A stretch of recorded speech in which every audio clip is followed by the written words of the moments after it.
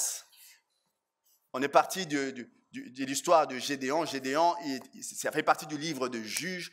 Le livre de Juges, c'est le livre qui vient après Josué. Les enfants d'Israël ont quitté l'Égypte.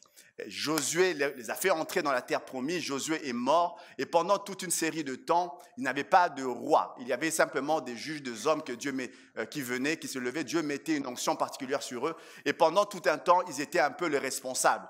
Et les choses se passaient de cette façon-là. Et il y a eu un moment, le livre de Juges était un livre un peu compliqué, c'est un livre de mélange. Il y a cette phrase qui résume ce livre qui dit « En ce temps-là, il n'y avait pas de roi en Israël et chacun faisait ce qui lui semblait bon. » Ça veut dire qu'il y avait toutes sortes de choses qui prenaient place. Il y avait de bonnes choses, il y avait aussi des mauvaises choses. Et là, en ce temps-là, il y avait un moment où Israël s'est éloigné de Dieu. Ils ont commencé à construire des idoles. Et puis, ce qui devait arriver est arrivé. Les ennemis sont venus. Ils étaient sur la terre de la promesse, mais aucun d'eux ne vivait réellement l'effectivité de la promesse. Ils étaient sur la terre promise, mais ils vivaient encore sur des captifs sur leur terre promise. Ils étaient dans le lieu de la bénédiction, mais la bénédiction semblait éloignée. Quand ils cultivaient, la Bible nous dit qu'il y avait un peuple, les Madianites, qui étaient assez intelligents, qui attendaient la récolte. Ils cultivaient, ils venaient à ce moment-là, ils prenaient tout et ils s'en allaient. Et Gédéon, l'histoire commence, il y a 3 semaines, Christian commençait avec Gédéon qui est en train de faire sa récolte, de battre le grain assez vite pour le cacher avant que les Madianites n'arrivent. Et là, il voit Dieu lui-même, l'ange de l'Éternel descend pour lui dire, pour le saluer, pour dire « vaillant héros ». Alors, il y a une conversation qui s'engage. Dieu lui dit que tu vas être celui par qui je passerai pour apporter la délivrance à ce peuple. Et puis, il y a une rencontre particulière avec Dieu. Et puis, les premières choses que Dieu lui demande, c'est de détruire l'autel de Baal qui était dans sa maison. Baal, c'était un dieu païen. Et puis, il est venu, il a détruit l'autel. Et la dernière fois, Christian nous parlait du fait qu'à un moment, cet homme est rempli d'audace. Et il voit que les Madianites se rassemblent à nouveau pour combattre. Il se met à jouer de la trompette et une foule immense se rassemble autour de Gédéon. La bataille allait commencer. Et là, c'est la suite de ce qu'on avait lu. Juges 6, 36, 40, on continue. Gédéon dit à Dieu, si tu veux délivrer Israël par ma main, comme tu l'as dit, voici, je vais mettre une toison de laine dans l'air. Si la toison seule se couvre de rosée et que tout le terrain reste sec, je connaîtrai que tu délivreras Israël par ma main, comme tu l'as dit. Et il arriva ainsi. Le jour suivant, il se leva de bon matin, pressa la toison et en fit sortir la rosée, qui donna de l'eau, plein une coupe. Gédéon dit à Dieu, que ta colère ne s'enflamme pas point contre moi. Je ne parlerai plus que cette fois. Je voudrais seulement faire encore une preuve avec la toison. Que la toison seule reste sèche et que tout le terrain se couvre de rosée. Et Dieu fit ainsi cette nuit-là. La toison seule resta sèche et tout le terrain se couvrit de rosée. Quel courage! Quel courage! Il a vu un ange de l'Éternel. La Bible dit, il a même fait un feu et l'ange est monté dans le feu, l'ange de l'Éternel. Quand on donne l'expression dans l'Ancien Testament, l'ange de l'Éternel, la plupart des théologiens disent que c'est une image de Christ. Parce que c'est le seul ange devant qui il est permis d'adorer. Il voit Christ, il voit Dieu lui-même. À un moment donné, Dieu monte il offre une offrande, il met un feu, et puis dans la fumée qui monte, l'ange monte au-dessus. Extraordinaire. Et puis là, c'est un moment spirituel, un moment profond. Et puis là, on va dire, la vraie vie reprend. Les ennemis de chair et d'os sont là devant lui. Il se retrouve et il fait, comme Christian l'avait dit, il appelle, les gens viennent en masse, la bataille va commencer. Et il peut que constater qu'ils sont en infériorité numérique. Combien ils comprennent que lorsqu'il y a une guerre, le fait d'être nombreux, ça aide un tout petit peu quand même. Ils sont en infériorité numérique et là, ils commencent à avoir peur. Il retourne vers Dieu et lui dit, Seigneur, j'ai encore, si vraiment tu veux délivrer ce peuple, il a vu l'ange, il a vu des choses extraordinaires, mais il vient encore en demandant, si vraiment tu veux délivrer ce peuple, alors je vais mettre un signe devant. Je mets une toison, une espèce de toison de laine dans un champ, et si la toison se remplit de rosée et rien d'autre ailleurs, je saurai que c'est toi. Et puis le lendemain, ça se fait de cette façon-là.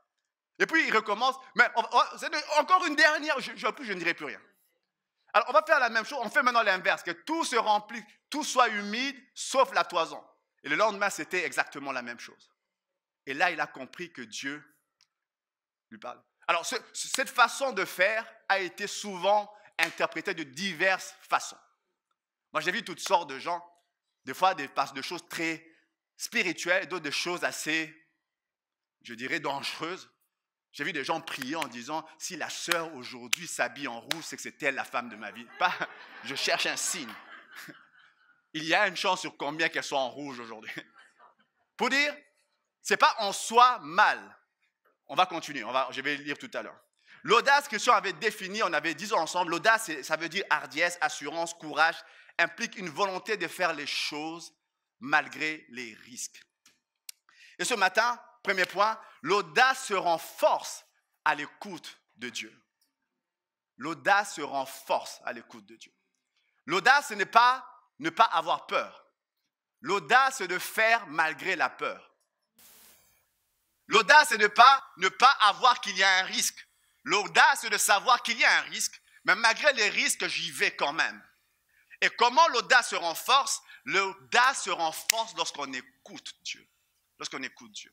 Alors, quand on lit l'histoire de Gédéon, c'est une histoire assez compliquée parce que les gens souvent te posent la question, est-ce qu'il est encore permis de demander des signes à Dieu?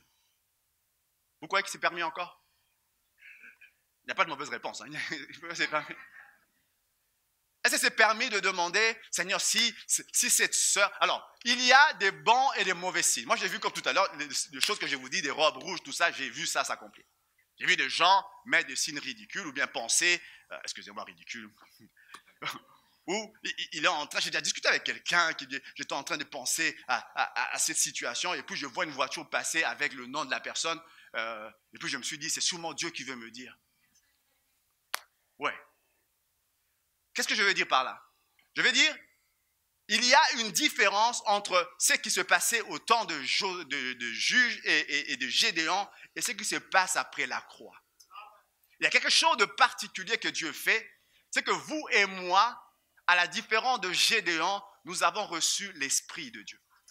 Quand vous lisez l'Ancien Testament, vous voyez, il est des fois donné des détails assez particuliers. On dit même aux gens comment ils doivent s'habiller. C'est des détails comment ils doivent manger. C'est qu'ils doivent manger. L'Ancien Testament. Dans le Nouveau Testament, il n'y a rien de tout ça. Dans le Nouveau Testament, Dieu donne le Saint-Esprit. Parce qu'il sait que l'Esprit de Dieu apprendra, t'enseignera toutes choses. Alors quelqu'un va me dire, mais il est écrit où ce qu'il ne faut pas fumer. Vous dites qu'il ne faut pas fumer, c'est écrit où? Je cherche ta Bible, on ne voit pas de tabac là-bas. C'est le Saint-Esprit qui enseigne ça. Amen. Il y a des choses que nous pouvons recevoir que Gédéon n'avait pas. Ce que je veux dire là-dessus, c'est que le plus important, c'est de savoir que quand Gédéon doutait, quand il a eu peur, il a voulu entendre Dieu.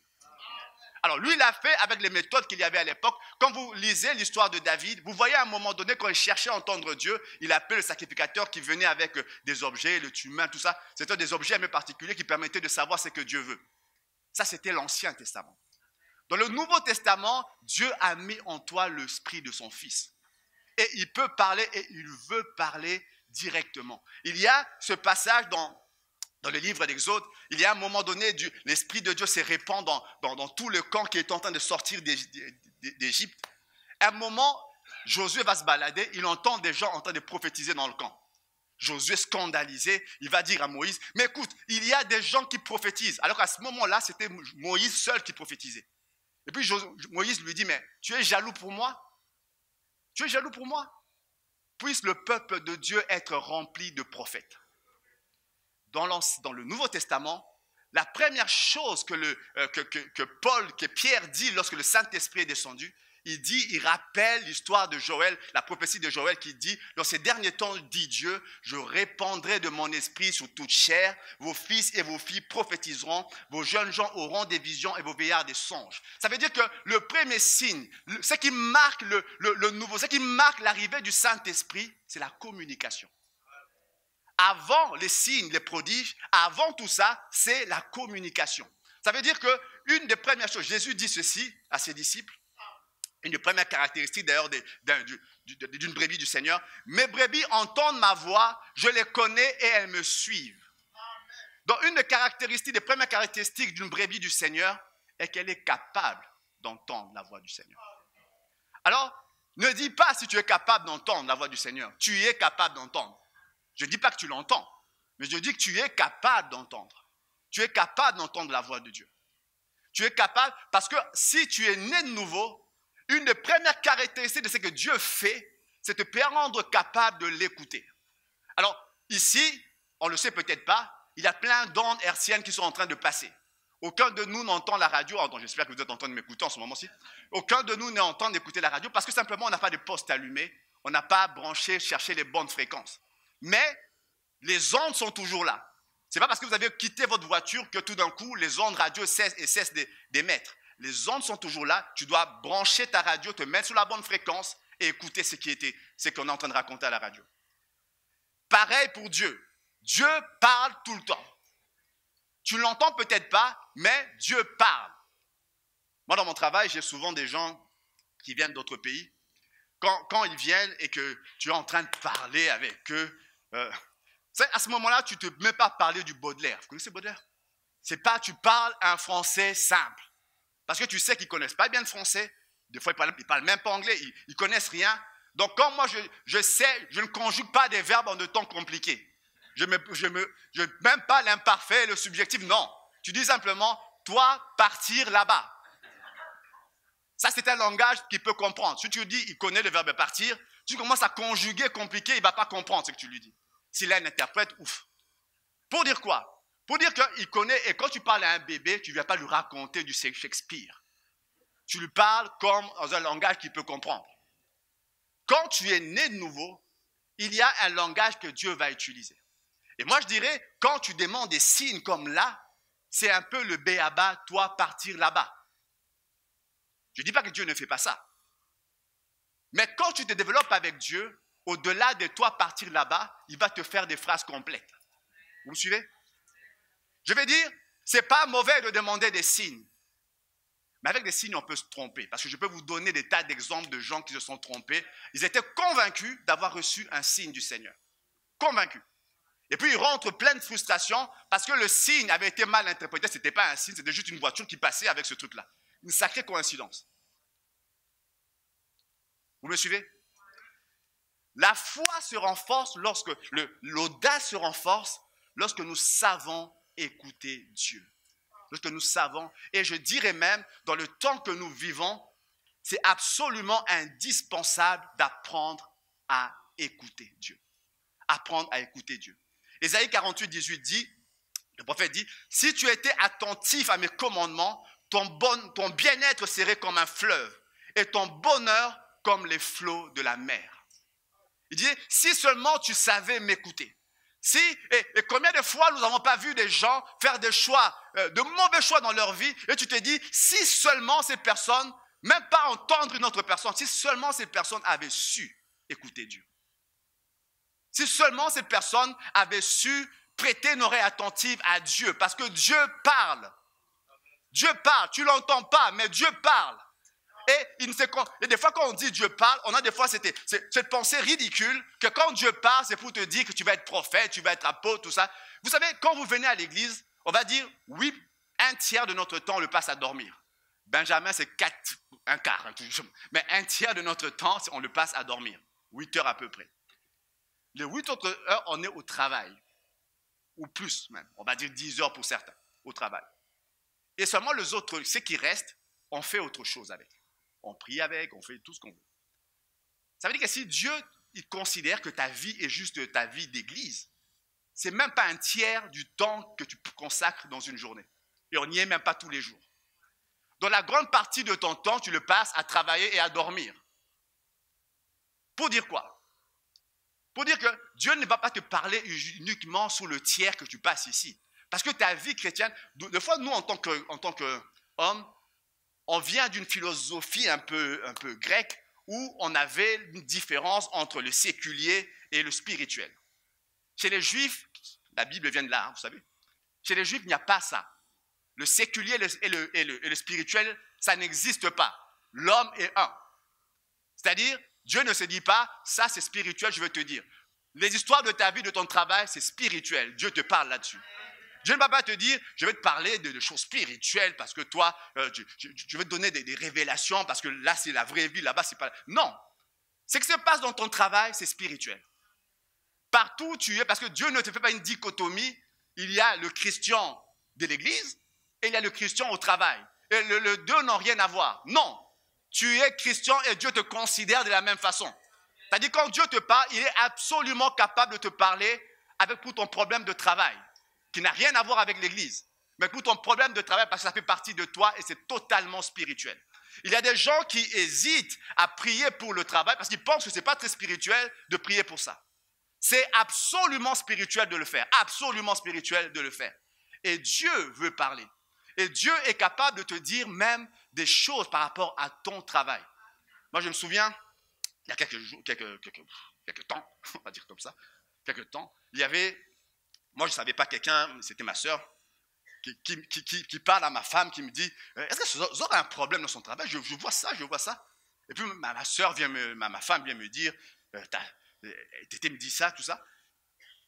J'entends ce qu'elle dit, je me dis, non, elle se trompe. Mais j'aime bien ma femme, elle est plus avisée que moi, elle a prié quand même. Elle prie, tout ça.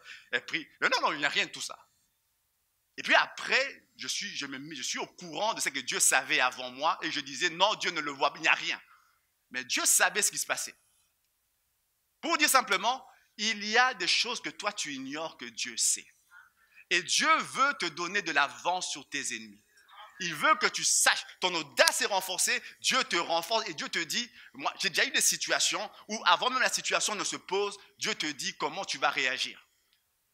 Des fois tu peux être un peu irritable, un peu. Il arrive le moment où Dieu te dit, quand ça va se passer, toi tu te tais, tu dis rien jusqu'au bout.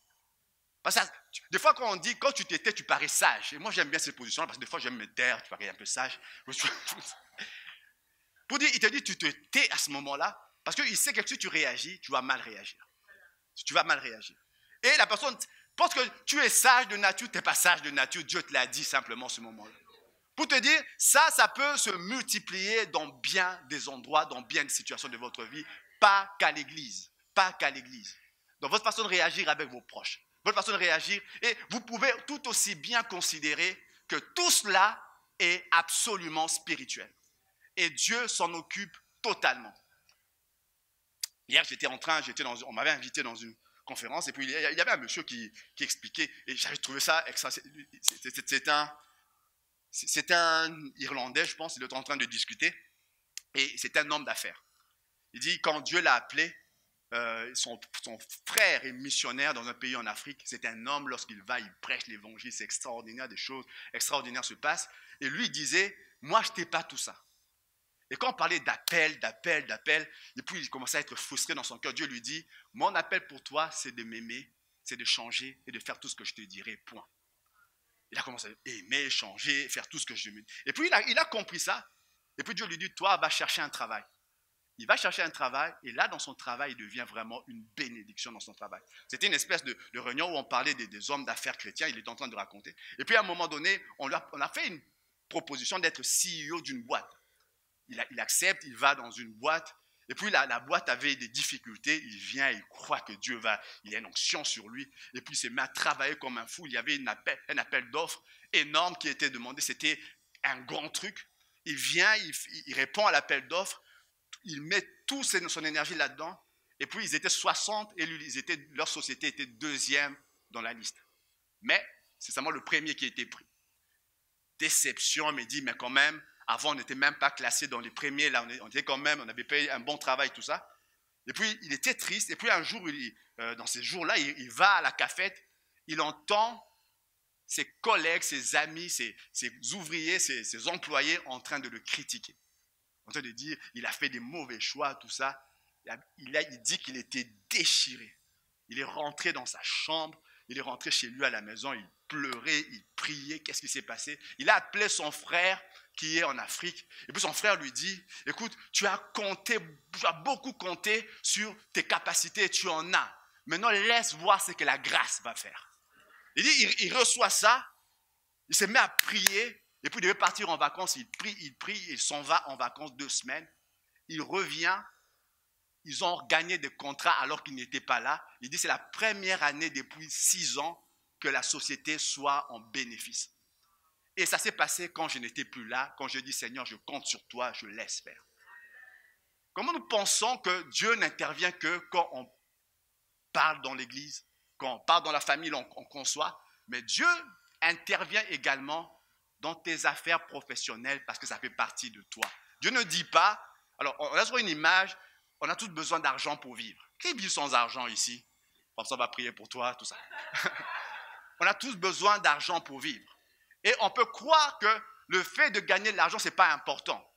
Dieu ne considère pas un homme spirituel et puis tout ce qui vient après, ça ne compte pas. La culture juive, par exemple, ne considère pas ça. Ils ont des prières presque pour tout. Parce qu'ils ne considèrent pas que tout se passe à l'église et la grande partie de ta vie, finalement, que tu passes ailleurs, là, ce n'est pas vraiment très spirituel. Il faut que tout le monde soit absolument à l'église et voilà, les gens vont se faire des moines, ils vont habiter un peu de façon retirée parce qu'ils pensent que c'est là être spirituel. Je vous dirais, tu peux être totalement spirituel en train de travailler dans ton boulot. Amen. Alors, comment Dieu parle? Ça vous intéresse? Un peu? Comment Dieu parle? La Bible dit, Dieu parle tantôt d'une manière, tantôt d'une autre. On a fini, on passe. Comment Dieu parle? Premièrement, Dieu parle par sa parole. Il y a quelque chose de particulier ces dernières années qu'on a vu se développer. Des chrétiens qui ne connaissent pas la parole de Dieu. Des chrétiens qui connaissent plein de prédications, mais qui ne connaissent pas la parole de Dieu. Ils peuvent te dire ce que tel a prêché, tel autre a prêché, mais ils ne connaissent pas la parole de Dieu. Il y a quelque temps, j'étais en train un frère que moi j'aime beaucoup, je ne citerai pas, je ne sais même pas si vous le connaissez, il a prêché quelque chose, j'ai écouté, je me suis dit, c'est beau ce qu'il dit là, mais ce passage ne dit pas ça du tout. Je vais relire le passage, ça ne disait pas ça du tout. Il avait fait l'endogèse, c'est-à-dire pas l'exégèse, tu sors du message, un texte tu sors le message du texte, mais il avait quelque chose dans son cœur qu'il a fait entrer dans le texte. Ce n'était pas mauvais en soi, mais ce n'était pas la Bible. Et j'ai dit ça parce que je connaissais le passage et savais que cette interprétation, je cherchais plusieurs versions, ça n'existe pas cette version-là. Pourquoi ça? Je dis simplement que la base, c'est la parole de Dieu. Moi, je dirais, dans tout ce qui est parole de Dieu, vision, tout ça, dans tout ce qui est prophétique, entre guillemets, la parole de Dieu, c'est comme l'alphabet. Si tu as une vision qui contredit la parole de Dieu, sache que tu es en train de te tromper, c'est démoniaque, tout ce que tu veux, c'est toi-même, tu as beaucoup mangé ou quoi que ce soit. Mais pour dire que la parole de Dieu, c'est ça qui te permet de savoir si ce qui est dit est biblique ou pas. Alors, on insiste là-dessus et les gens l'entendent, mais je suis toujours assez sidéré de voir que les gens, bien qu'ils entendent ça, les gens ne lisent pas plus. Ils lisent des commentaires, ils lisent des livres chrétiens, ils écoutent des prédications, mais ils ne lisent pas la parole de Dieu. Ils ne lisent pas la parole de Dieu. Mais je crois que ce n'est pas vous, mais je dis ça comme ça. Ils ne lisent pas la parole de Dieu. Dieu parle par des visions. Des images que tu es en train de voir, endormi ou même éveillé, des visions, des songes, des convictions intérieures. Ça vous est déjà arrivé? Moi, Dieu me parle souvent par des convictions intérieures. Tu es dans une situation, tu es juste convaincu, un peu comme têtu, que tu ne dois pas faire ça. Et quelqu'un te dit, mais pourquoi tu ne fais pas ça? Ça aussi, c'est bien. Non, toi, tu es juste convaincu qu'il ne faut pas faire ça. C'est une conviction intérieure. Dieu parle par des pensées. Tu es en train de penser à autre chose, et là, tout d'un coup, Dieu te met en tête une pensée. Tu es en train de prier, sur ton repas de midi. Et puis là, alors que tu es en train de prier, Dieu vient te mettre en tête quelqu'un. Et à ce moment-là, tu te mets à prier pour la personne. Dieu peut parler par des voix audibles. Ça vous est déjà arrivé? Dieu peut parler par des impressions prophétiques. Il y a 2-3 semaines, on était en train de prier, Dieu nous conduisait. Et c'était un moment particulier, c'était un lundi. Qui ne vient pas le lundi?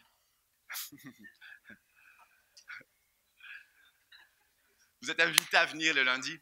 Alors, on était en train de prier, c'était un moment particulier, on était en train de prier. Et puis, Dieu nous a conduit à dire, il va y avoir des gens qui vont avoir des impressions prophétiques. Peut-être tu vas avoir l'impression que tu as mal à la jambe, mais ce n'est pas toi qui as mal. C'est Dieu qui veut parler à quelqu'un au travers de toi. Et puis pendant que je disais ça, quelqu'un s'est levé pour dire, tiens, moi j'ai mal à la jambe, je crois que Dieu veut me parler. Et puis pendant qu'elle disait ça, la personne qui avait vraiment mal à la jambe se levait. Et on a prié pour elle, quelque chose s'est passé, elle a été guérie, tout ça. Pour dire quoi? Pour dire qu'on peut avoir des impressions prophétiques. C'est-à-dire que Dieu peut décider, tu es en train de prier pour quelqu'un, et tout d'un coup, tu ressens un fardeau immense pour la personne. Peut-être que tu étais joyeux, tout ça. Tu te mets à prier pour quelqu'un, tout d'un coup, tu te sens triste, tu te sens abattu. Tu ne comprends pas, le Satan m'attaque. Non, ce n'est pas Satan qui t'attaque. Dieu te montre simplement l'état du cœur de la personne. Et il te permet de partager le fardeau de la personne et de prier pour la personne de façon beaucoup plus spécifique.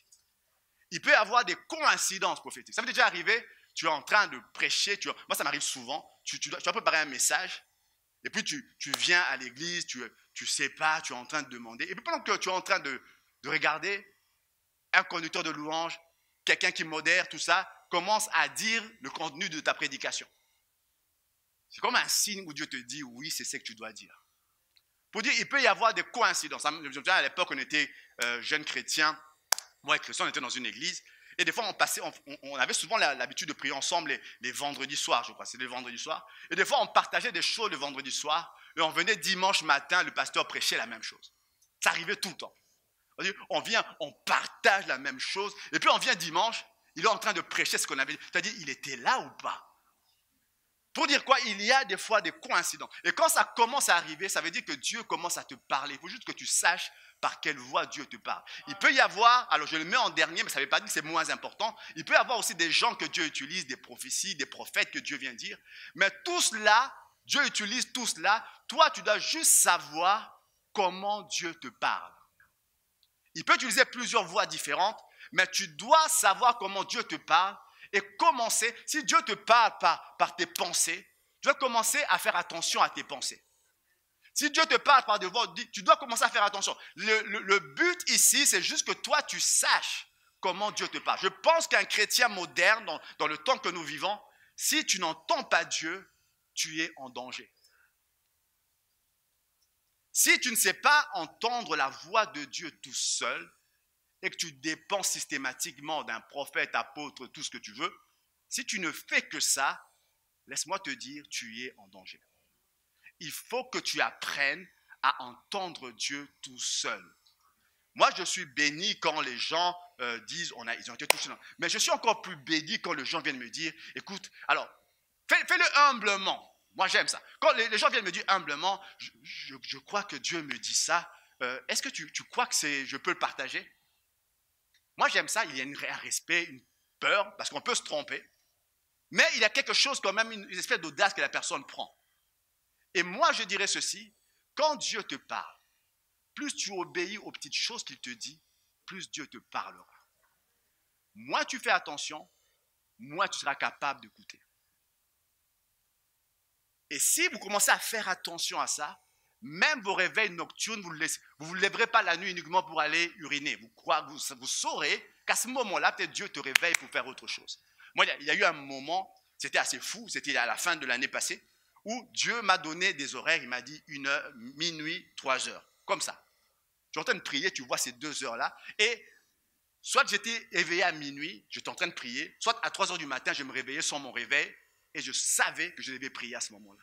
Et tu ne sais même pas pourquoi tu dois prier, mais tu sais juste que tu dois prier. Tu vois? Et quand après les situations commençaient à se mettre en mouvement autour de moi, j'ai compris ce que Dieu voulait dire.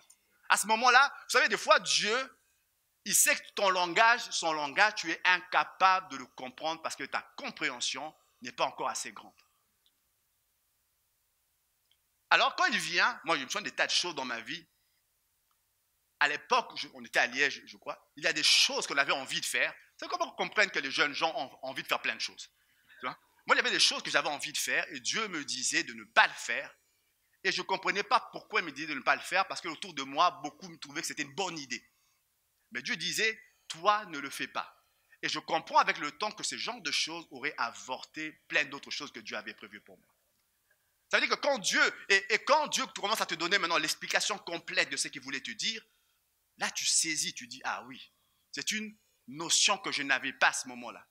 Mais comme je n'avais pas la notion, tout ce que j'ai fait, c'est d'obéir à ce qu'il m'avait dit. Sans qu'il m'explique pourquoi, il t'a dit juste ne le fais pas. Et je ne l'ai pas fait et je sais ce que j'ai gagné en ne le faisant pas. Amen. Je me souviens, je m'écoutais d'un pasteur qui partageait quelque chose de particulier. Un de ses amis était invité dans un endroit, il a prêché, c'était extraordinaire. Et lorsqu'il a fini, il y a une sœur qui l'a absolument invité, voulu l'inviter chez elle. Elle a insisté, elle avait de grands moyens, elle est partie, une grande voiture, une grande maison. Et puis, il disait, mais elle lui dit, je n'ai jamais été touché par un message comme ça. Le Seigneur m'a convaincu de te bénir. Et elle sort $100,000 cash. Certains vont dire, je cherchais un signe, je vois un signe là même. Et dès que c'est arrivé, elle voit la somme, il est impressionné. À ce moment, il a mal au ventre. Il demande s'il peut aller se retirer aux toilettes. Il va aux toilettes. Et là, tu n'as pas mal au ventre, Dieu commence à lui parler aux toilettes. Tu sors de là, tu t'en vas. Et puis, il dit, Seigneur, pourquoi? Tu sors de là, tu pars. Et puis, il sort, il dit, excusez-moi ma soeur, mais je pense que je ne vais pas accepter ça. Merci beaucoup, vous êtes très généreuse. Quand il a dit ça, la sœur est devenue une méchante. Commence à l'insulter directement. Sors de chez moi, tu n'arriveras jamais à rien. Et puis, il sort, il ne comprend pas. Et puis, il était très loin, il devait marcher maintenant pour retourner chez lui. Il s'est dit, quand il sort de là, Dieu lui dit, si tu avais pris ça, c'est pas, elle achetait quelque chose en toi que tu ne connais pas. Et à ce moment-là, il n'avait pas toute l'explication, mais Dieu lui dit, ne fais pas ça, sors. Et moi, j'aurais dit, Seigneur, donne-moi une explication. C'est $100,000 quand même. Dieu dit, tu sors de là, et Dieu, de fois, ne te donne pas d'explication parce que tu n'es pas capable de goûter là où tu es. Tu peux avoir, et ça arrive souvent dans les relations amoureuses. Vous savez, quand quelqu'un est amoureux, il devient, on dit souvent, non enseignable. C'est-à-dire, tu peux dire ce que tu veux, elle est amoureuse, il est amoureux, tu peux dire ce que tu veux, il ne t'écoute plus. Tu vois? Tu peux dire oui, Dieu te dit, mais il ne t'écoute plus. Tu vois? Mais dans ce genre de situation, des fois, tu peux voir des situations où Dieu te dit juste, ne fais pas. Moi, je me souviens d'une situation, c'est une personne d'ici, qui, quelques jours avant son mariage, elle vient raconter tout. Mais j'étais en train j'ai rêvé, j'étais en train de voir, j'étais dans une cage après mon mariage, on m'avait enfermé dans une cage. Bah, je me dis, c'est évident, c'est évident que c'est qu'on te dise. Et elle a insisté, moi je dis, personne n'est venu te le dire, Dieu te l'a dit. Et je savais que c'était quelqu'un qui écoutait Dieu. Et Dieu te l'a dit. Mais le problème, c'est que quand on est amoureux, le cœur commence à dominer, on ne prend plus attention à ce que Dieu dit. Et après, ce qu'elle a vu s'est révélé vrai. Pour dire quoi? Pour dire, Dieu parle tantôt d'une manière, tantôt d'une autre. La question est de savoir, vas-tu écouter? La question n'est pas de savoir si Dieu te parle. La question est plutôt de savoir, est-ce que toi tu écoutes? Parce que la Bible dit, les brebis du Seigneur entendent. D'ailleurs, c'est ce qui caractérise les brebis. Ils entendent la voix du Seigneur. Et une façon d'entendre, comment entendre, une des premières choses qui permet d'entendre, c'est la relation. La relation. Développe ta relation avec Dieu et laisse que Dieu commence à te parler. Quelqu'un dit Amen? Amen. Amen. Alors, à ce moment-là, Moïse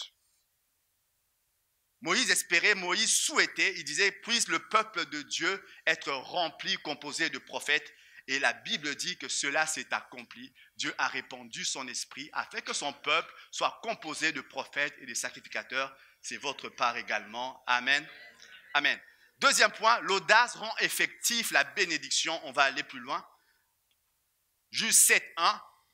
Jérubbal, qui est Gédéon, et tout le peuple qui était avec lui se levèrent de bon matin et campèrent près de la source de Harod.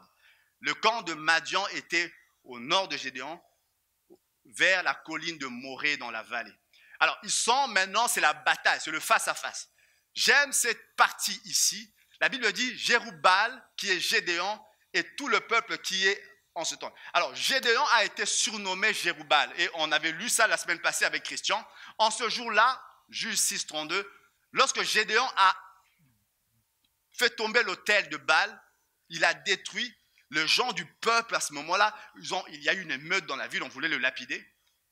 Et puis le père de Gédéon l'a protégé en disant, mais est-ce que si Gédéon est Dieu, laissez-le se défendre lui-même. Si Baal est Dieu, laissez-le se défendre lui-même. Et en ce jour-là, on donna à Gédéon le nom de Jérubbaal en disant que Baal plaide contre lui, puisqu'il a renversé son autel. Et depuis ce moment-là, on commençait à appeler Gédéon Jérubbaal, que Baal plaide contre lui. Alors, qui aimerait des noms pareils? Baal, on peut dire, à ce moment-là, c'est une espèce d'idole, mais Paul nous explique plus tard que ce n'étaient pas des idoles, c'était des esprits méchants, c'était des démons. Les gens avaient des adorations, des cultes sataniques, et ils pouvaient dire, on peut l'interpréter comme ça, que Satan plaide contre lui. Et c'était ça son nom. Et les gens l'appelaient comme ça. Quand on lit ça, ça ressemble étrangement à une malédiction. Il dit que l'ennemi, que Satan plaide contre lui. Mais moi, j'aime ce verset de Proverbe qui dit ceci, que comme l'oiseau s'échappe, comme l'hirondelle s'envole, ainsi la malédiction sans cause n'a point d'effet. La malédiction sans cause n'a point d'effet. On a dit des choses sur Gédéon, et Christian a dit tout à l'heure, mais Gédéon marchait sous la bénédiction de Dieu. Gédéon marchait sous la bénédiction de Dieu. Alors, moi, j'aime quand on dit souvent le terme bénédiction. On dit, c'est quoi ce truc-là? Des fois, on voit dans la Bible des choses un peu étranges se passer. On voit à un moment donné une femme, la mère de Jacob et d'Ésaü, à un moment, elle s'est tord un peu de loin. Quel est son prénom d'ailleurs, vous savez? Jacob, Ésaü, vous lisez vos Bibles. Pardon? Jacob, Ésaü, Rebecca. Vous lisez vos Bibles, gloire à Dieu. Rebecca, maman Rebecca a des contractions et puis elle se demande, elle se dit mais qu'est-ce qui se passe? Et là Dieu lui dit, au fait dans ton ventre il y a 2 nations qui se battent. Je rends grâce à Dieu pour des parents qui connaissent la destinée prophétique de leur enfant. Il y a dans ton ventre 2 nations qui se battent. Et puis mais le plus jeune sera plus grand, plus fort que le plus grand. Et puis les choses se passent, l'histoire de Jacob, je ne vais pas tout relire, Jacob et Ésaü. Et puis à un moment donné, l'heure de donner la bénédiction arrive. Jacob appelle Isaac appelle ses 2 fils et il choisit, comme c'était prévu, de bénir l'aîné. Et puis, avec l'aide de la mère, le fils, un peu, c'est pas très beau, elle n'est pas très belle comme histoire, c'est un peu triste. Et puis, il trompe le père, il trompe le fils aîné. Et puis, c'est Jacob qui reçoit la bénédiction. Après ça, Jacob s'enfuit de peur que son frère ne le tue. Son père vient et puis, ce qui est drôle dans l'histoire, c'est que Jacob s'en va avec des mots. Son frère reste avec tous les biens de son père. Vous suivez? Ça veut dire quoi? La bénédiction était quelque chose de beaucoup plus grand en ce moment-là qu'il considérait que tous les biens matériels. Il s'en va juste avec des mots. C'est-à-dire, il dit, tu seras grand, Dieu te bénira. Et quand on voit tout ce qui arrive après, tout ce qu'il faisait, le gars marchait. Parce que simplement, il avait une faveur surnaturelle de Dieu sur lui. Les biens, tout ça, est resté avec Ésaü.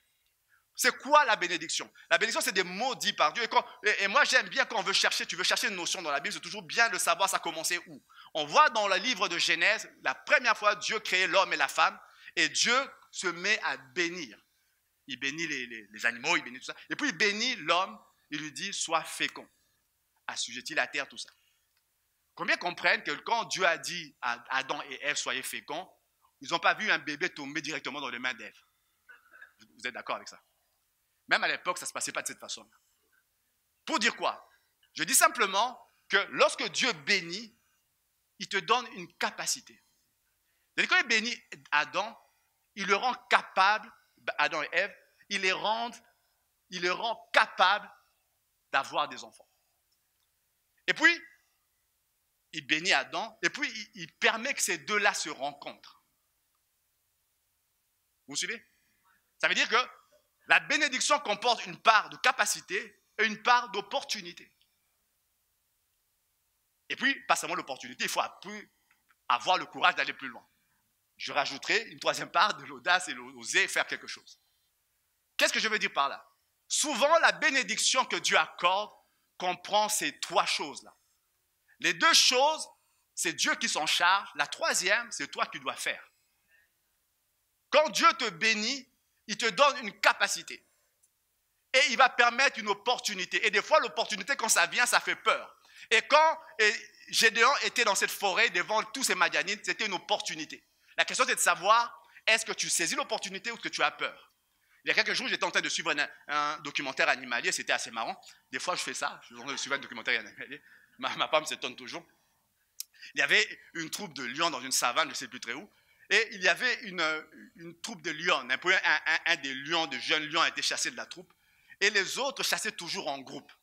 Et on voyait des buffles puissants en train de passer, et cette troupe-là avait une technique pour attaquer les buffles. Les buffles peuvent tuer des lions.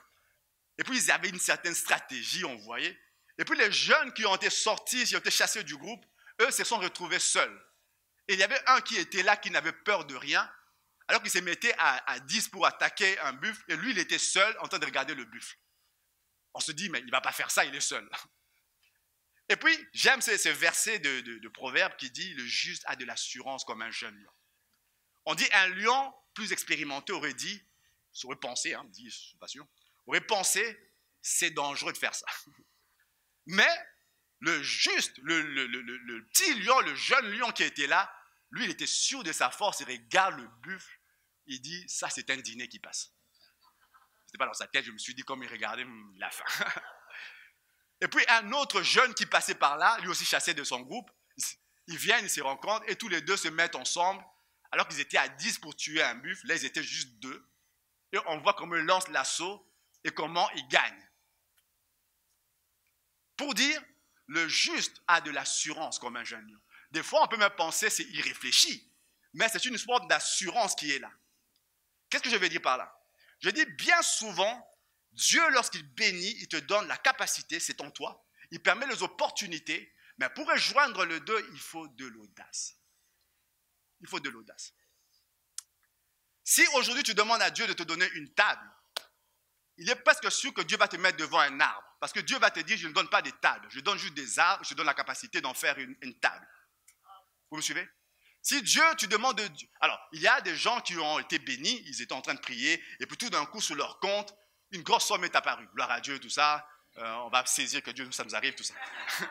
Mais il est possible que quand tu pries pour que Dieu te bénisse financièrement, Dieu va te mettre des capacités, il va mettre une opportunité pour un emploi. Ou pour ouvrir une entreprise, peu importe. Mais ça ne va pas tomber comme ça, tout ça, parce que Dieu dit, je n'envoie pas de l'argent. Il y a des exceptions que Dieu fait, c'est sûr. Mais Dieu dit, je n'envoie pas de l'argent, je te donne une capacité et je te permets d'avoir des opportunités. Ce qui va t'emmener de l'un à l'autre, c'est le fait de devoir prendre un risque. Vous savez, quand tout le monde voyait Goliath venir, et les gens disaient, waouh, il est grand, c'est incroyable, quand ils ont tous reculé, quand David a vu Goliath, il a dit, waouh, quelle opportunité, avec une grosse tête comme ça, je ne peux pas le rater, lui, il a avancé. Pour dire que lorsque un danger vient, un défi se passe devant vous, il y a deux façons de voir ça. Est-ce que c'est juste un défi, ou parce que tu as la bénédiction de Dieu, peut-être que c'est une opportunité. Peut-être que c'est une façon. Alors Dieu a dit à Gédéon, tu vas être un héros, tu vas remporter la victoire. Mais comment ça se passe une bataille pour remporter la victoire? Il faut des ennemis. Et Dieu lui sert des ennemis pour être un héros. Il leur met ça sur une table, bien dressée, ils étaient juste à se servir. Pour dire, lorsqu'on veut marcher sous la bénédiction de Dieu, il faut une part d'audace. Il faut une part d'audace. Proverbe 8 dit, 28, le méchant prend la fuite sans qu'on le poursuive. Le juste a de l'assurance comme un jeune lion. Comme l'oiseau s'échappe, comme l'hirondelle s'envole, ainsi la malédiction sans cause n'a point d'effet. Alors, je ne serai pas complet, il me reste peu de temps, mais je vais aborder ça quand même. Si je ne disais pas tout. Nous croyons, nous, que la malédiction, et j'aime, moi, si vous avez déjà lu cette histoire, l'Ancien Testament, quand nous prêchons, nous parlons souvent de beaucoup d'histoires qu'on ne va pas citer, parce que nous savons que vous êtes des lecteurs assidus de la Bible, dites Amen. Histoire de Balak et de Balaam. Israël sort d'Égypte, et puis là, la bataille se livre, des conquêtes se font, et puis à un moment donné, il y a un roi qui comprend qu'ils sont trop forts ceux-là. Je ne peux pas y arriver comme ça, il va chercher un prophète pour les maudire. Et puis le gars vient totalement avec une volonté de maudire. Et puis il vient, au lieu de maudire, il se met à prononcer une bénédiction.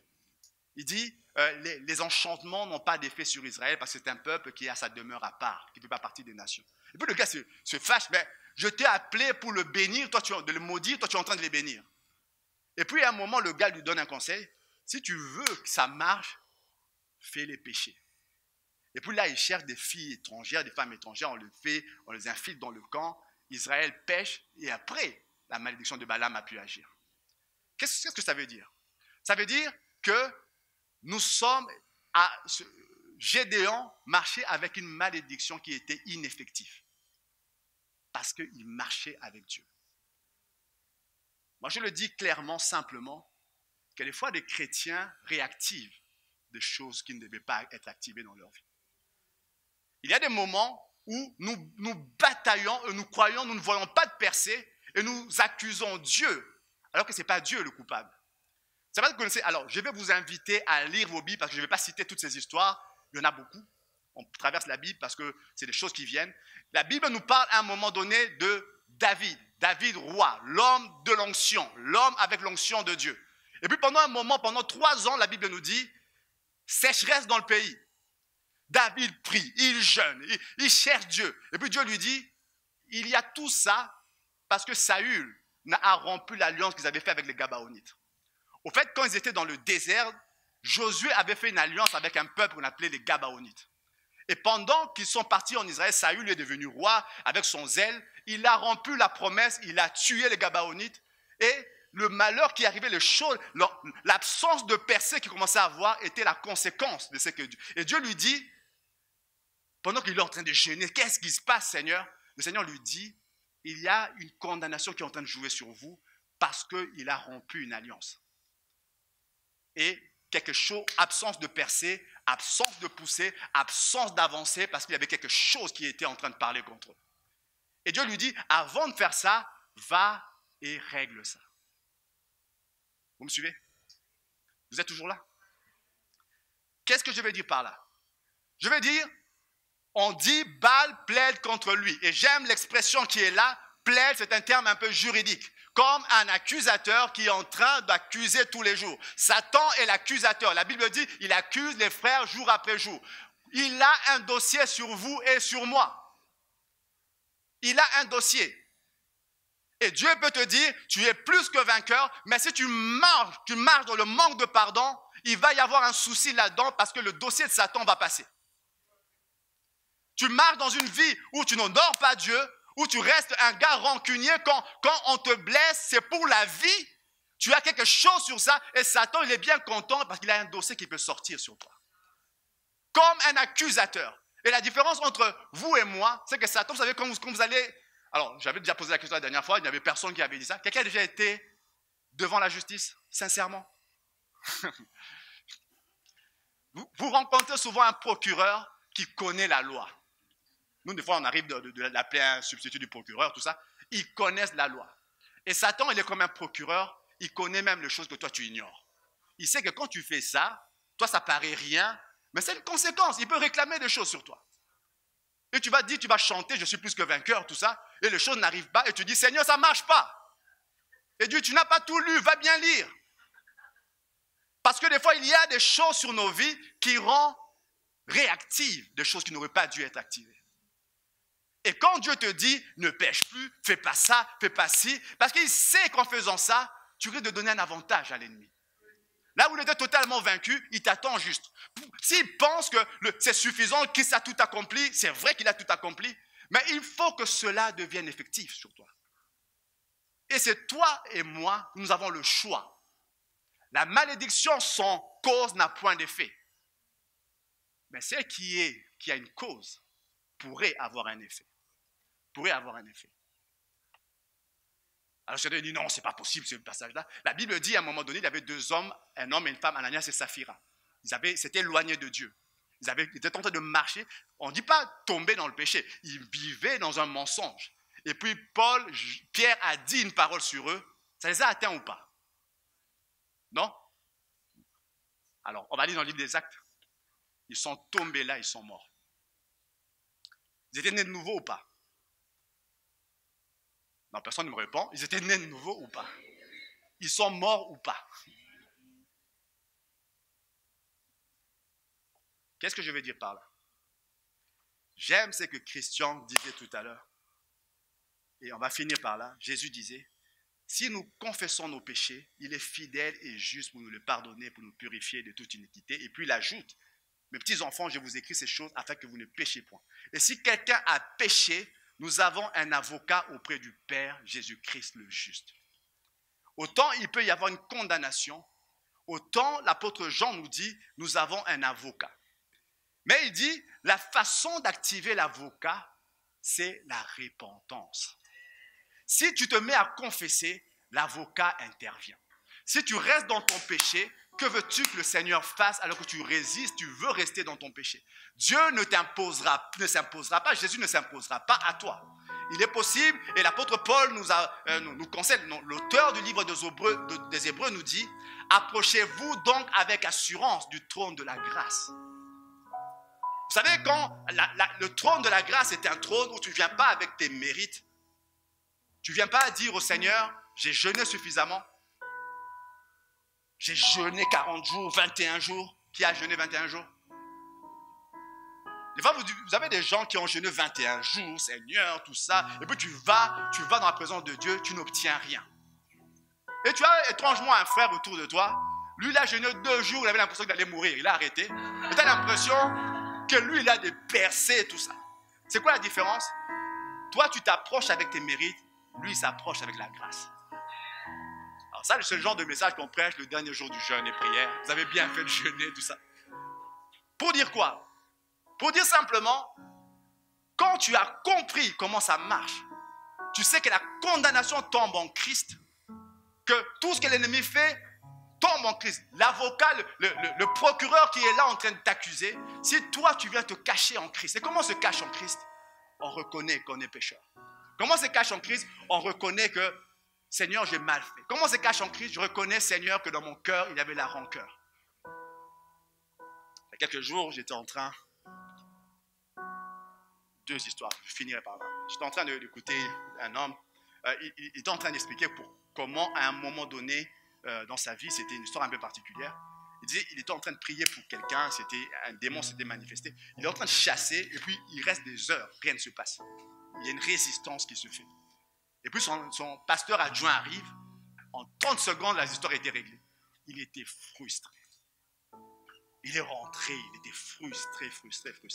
C'est son histoire, c'est son expérience, on ne fait pas une doctrine ou quoi que ce soit. Et puis il dit, il va prier Dieu, l'importance d'écouter Dieu. Et puis Dieu lui dit, tu parles mal des gens de ton église. Tu parles mal d'eux. Parce que vous savez, les gens peuvent être des fois exaspérants. Pas vous, mais ça peut arriver. Exaspérants. Tu parles mal de gens de ton église et Satan t'accuse là-dessus.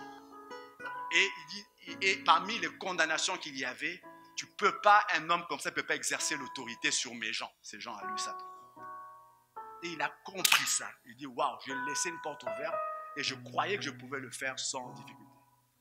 Hier, j'ai rencontré un homme, une autre histoire, un autre homme. Lui, c'était un entrepreneur.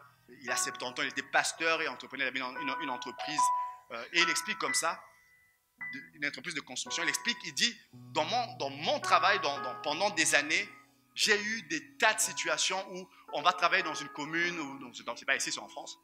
Et un des gars de la commune vient me dire, tu gagnes le marché si j'ai qu'à 50 000 euros, si tu me donnes 100 000 euros, tu gagnes le marché. Il dit, pendant des années, j'ai dit non. Et en faisant ça, je me disais, cette année, ça va être difficile parce que c'était un gros contrat. Mais je dis non, je ne peux pas faire ça. Et il a dit ça systématiquement tout le temps.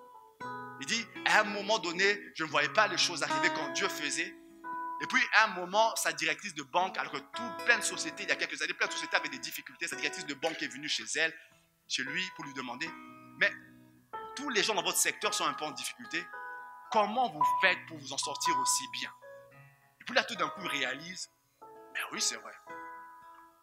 Et puis, la dame lui regarde, le regarde, il dit, je vais vous montrer mon secret. Il sort sa Bible. Puis la dame sourit, la Bible. Pour dire quoi? Il savait ce qui active la bénédiction et ce qui peut empêcher la bénédiction. Et dans sa vie de travail, il était pasteur, il était en même temps dans sa ville de travail. Il avait compris que si je veux que la faveur demeure, il ne faut pas qu'il y ait ce genre de choses dans mon travail.